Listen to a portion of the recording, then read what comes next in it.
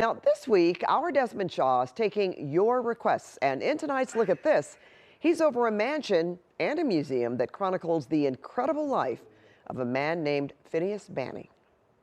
Well, take a look at this gorgeous estate in Wilmington. This is the Banning House, a living history museum that was once the residence of one of Southern California's most important figures, Phineas Banning. And we have to talk a little bit more about his incredible life before we get into the beautiful home that he built, because he was a pre- and post-Civil War entrepreneur who is best known as the father of the Port of Los Angeles. But he also founded Wilmington, and the town of Banning, about 90 miles east, is also named in his honor. According to the book Port Admiral, which is about his life, he arrived in the fishing village of San Pedro in 1851 after an arduous journey over land and sea from the East Coast. Back then, L.A. was known as a pueblo with a population of only about 2,000 people.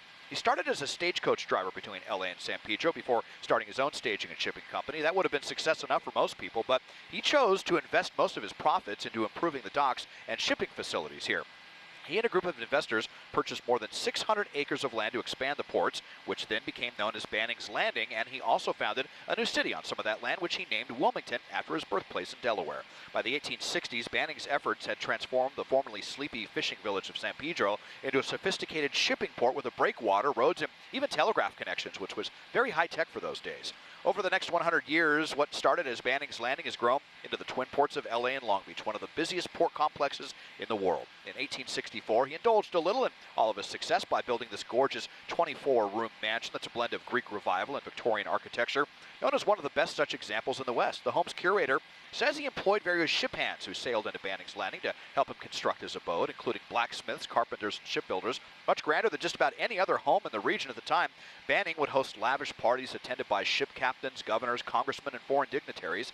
There's a lot more to Banning's life, but he died pretty young in 1885 at only 54 years old. The city of LA acquired the estate in 1927 to create a city park and museum and spent the next decade restoring it. And as of this look, the home is open most days of the week for tours, and it's also a popular field trip option for elementary school kids. TheBanningMuseum.org for more info on visiting one of the best preserved estates in Southern California, the Banning House. Thanks to Jonathan Menihart for telling me to check it out. Taking a look at this from SkyCal, I'm Desmond Shaw. And if you'd like Desmond to take a look at something interesting in your neighborhood, just write us at lookatthis@cbs.com.